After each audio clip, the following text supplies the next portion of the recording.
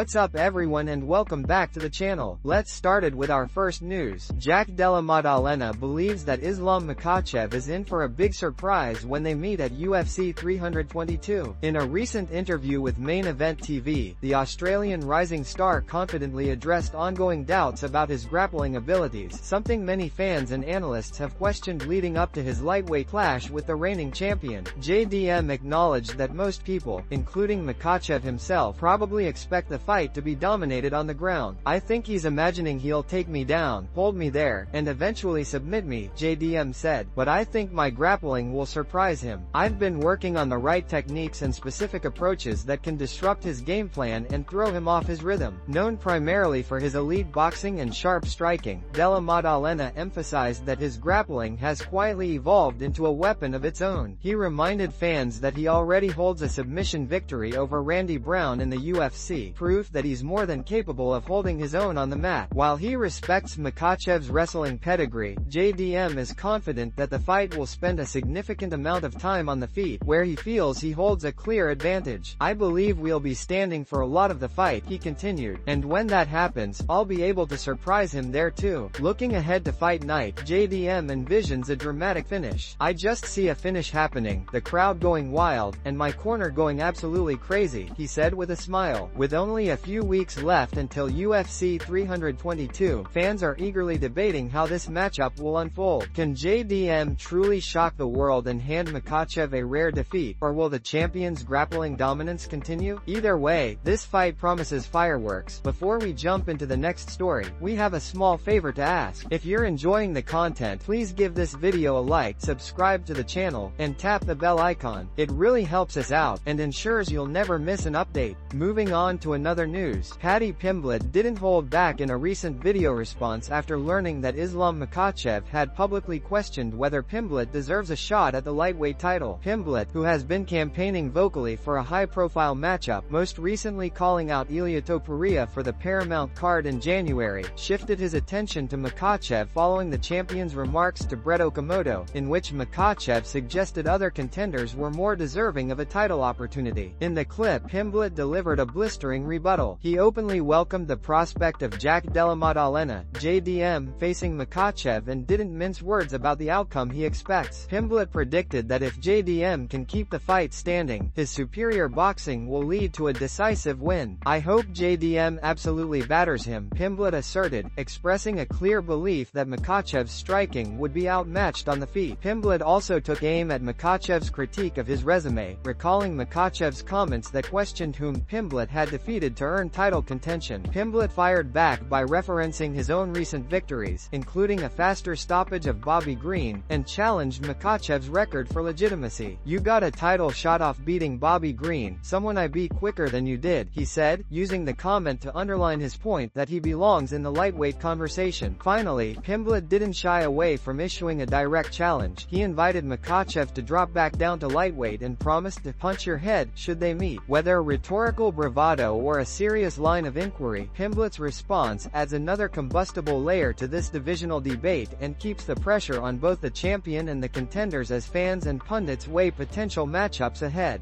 Moving on to another news, Aljamain Sterling has finally provided fans with an update regarding his next UFC appearance. During a recent interview on the MMA Hour with Ariel Helwani, the former bantamweight champion discussed his recovery process, training status, and potential return timeline. According to Sterling, fans can likely expect to see him back in the Octagon around February or March of next year. Sterling revealed that he recently underwent stem cell treatment in Mexico at Rejuva Stem, a facility known for helping professional athletes with injury recovery and long-term performance care. The procedure, he explained, was something he had been planning for some time but had to delay due to personal commitments and the fight schedule of his close friend and teammate, Rob. I just got these stem cells done down in Mexico. They took great care of me, Sterling said. I actually wanted to get it done earlier so I could try to fight in December, but Rob had his fight in October. Then I had my wedding, and I wanted to wait until after all that. Once Rob said that he had another fight coming up, I figured it was time to just go ahead and get it done. While Sterling was initially aiming for a quick turnaround before the end of the year, he now believes the smart move is to give his body proper time to heal and prepare fully for his next training camp. At this point, December doesn't seem realistic, he admitted. I'll probably be ready by February or March, depending on what the UFC offers. The former champion didn't name a specific opponent but made it clear that he's eager to make a strong return and remind fans why he was once considered one of the most dominant fighters in the bantamweight division. With a fully healed body and renewed motivation, Sterling's comeback could mark the beginning of another championship run.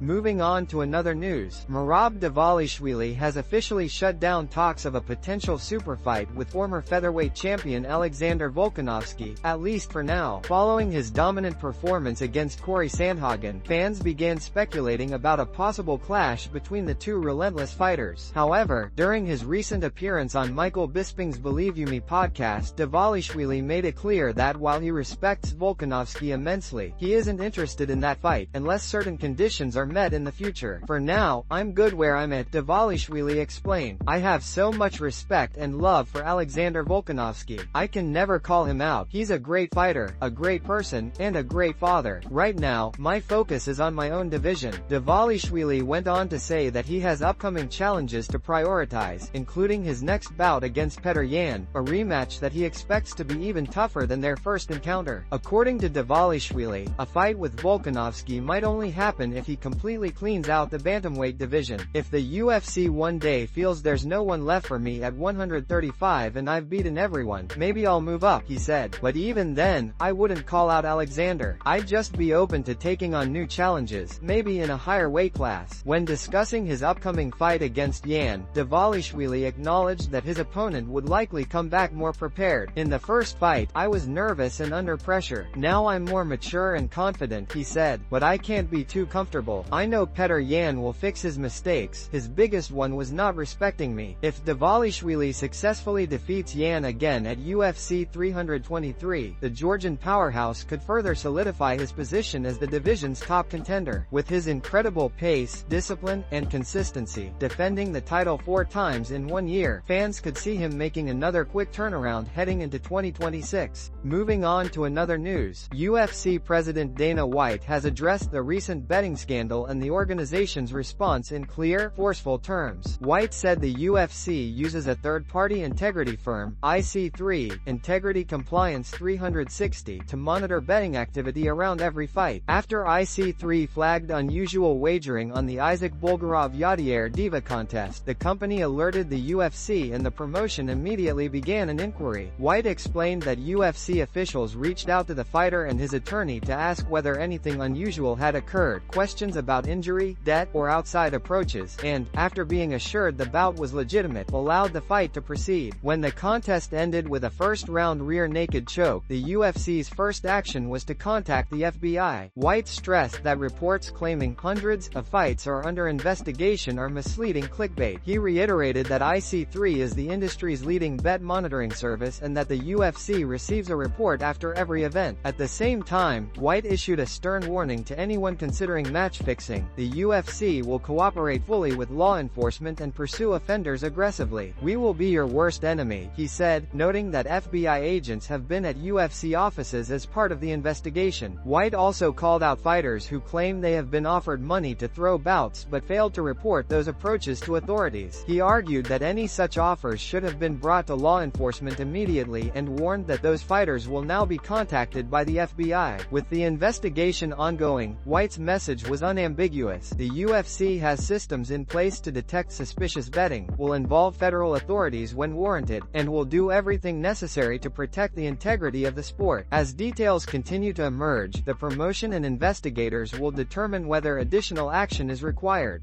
Moving on to another news, Nate Diaz has officially responded to Jake Paul's latest boxing call-out, and it appears the Stockton native has accepted the challenge. Following the cancellation of Jake Paul's highly anticipated matchup with Gervonta "Tank" Davis due to serious allegations surrounding Davis, the influencer-turned-boxer began exploring alternative opponents. Among the names rumored were former UFC star Nate Diaz and heavyweight powerhouse Francis Ngannou, both of whom have previously exchanged words with Paul online. The speculation intensified when Nate Nate Diaz took to Instagram and posted a photo from his first boxing match with Paul, showing himself landing a punch with the caption, "Fight accepted." The post quickly went viral, igniting excitement among combat sports fans eager to see a rematch between the two. Earlier that same morning, Jake Paul responded on his own social media, acknowledging Diaz's willingness to step up but suggesting that the timing and circumstances weren't ideal. "Nate Diaz is AG," Paul wrote. "It isn't meant to be, but respect for being willing to step up on 2 weeks' notice. So many at the top of this sport have nothing but excuses." While Paul's statement seemed to rule out an immediate fight, Diaz's public acceptance has reignited calls from fans demanding that the bout happen sooner rather than later. Many believe a rematch between the two would not only draw significant pay-per-view numbers but also settle unfinished business from their first meeting, a fight that Paul won by decision. At the moment, Paul appears to be weighing his options between a rematch with Diaz and a potential crossover showdown with Ngannou. Still, Diaz's bold move to accept the challenge publicly has put pressure on Paul to make the rematch happen. The ball, as fans see it, is now firmly in Jake Paul's court. Moving on to another news, Daniel Cormier has issued a blunt warning to Jake Paul about the risks of stepping into the ring with Francis Ngannou. Speaking candidly, Cormier dismissed the idea that Paul could be treated the same way as heavyweight stars like Anthony Joshua, arguing that Ngannou's power and style make him uniquely dangerous, especially for a boxer whose resume was built outside elite heavyweight competition. Cormier acknowledged that a matchup with Ngannou would generate enormous attention and money, and he said he would respect Paul if he actually took the fight. Still, Cormier stressed that respect does not equal endorsement. In his view, Paul would be taking an unnecessary and reckless risk. Cormier emphasized that Ngannou is not a gimmick opponent. He hits with genuine knockout power, doesn't play games in the ring, and is unlikely to pull punches. For a non-elite heavyweight like Paul, that creates a real danger of severe consequences. Comparing Ngannou to fighters who have successfully faced other heavyweights, Cormier said the matchup is only appropriate for true heavyweight specialists, names such as Anthony Joshua or Tyson Fury. Those athletes possess the size, experience, and technical background to withstand the unique challenges Ngannou presents. By contrast, Cormier warned, Paul lacks that pedigree, and a contest with Ngannou could end disastrously. Cormier's message was straightforward: the financial incentive should not overshadow fighter safety. He cautioned Paul to think beyond the payday and consider the physical risk, noting that fame and promotion are poor substitutes for preparation and professional experience at the highest level of heavyweight combat. Ultimately, Cormier framed the potential fight as a classic stupid games, stupid prizes scenario, lucrative payday that could come at unacceptable personal cost. Moving on to another news, during a live broadcast, Ariel Helwani shocked the MMA community when he revealed that he had just received a text message claiming that one fight was 100% fixed, and that there were 2 other attempted fight fixes within the sport. The revelation came mid-discussion, catching both Helwani and his viewers off guard. His immediate reaction was one of disbelief and concern, as he paused and said, "Oh man, call me later," clearly indicating that the information was both serious and sensitive. Helwani went on to stress the gravity of what such allegations could mean for mixed martial arts as a whole. He explained that if these claims turned out to be true, and if fans or journalists were able to look back in hindsight and identify the suspicious bouts, it could severely damage the sport's integrity. He pointed out that the very foundation of MMA, like any competitive sport, depends on the audience believing that every contest is fair and authentic. The mere suggestion of match fixing, Helwani said, would bring the entire sport into question. The timing of this revelation is significant, as it comes amid a growing conversation about betting scandals and ethical issues within combat sports. Just hours after Helwani's statement, UFC President Dana White appeared on TMZ Sports to address the controversy. White openly acknowledged the seriousness of the allegations, emphasizing that the organization has strict protocols to monitor betting activities and prevent any form of fight manipulation. Helwani's comments and the ensuing reaction from Dana White highlight a troubling reality. As the UFC and other promotions grow in popularity and financial value, the temptation for unethical practices also increases. The situation underscores the urgent need for transparency, accountability, and stronger oversight to preserve the credibility of MMA's competitive spirit.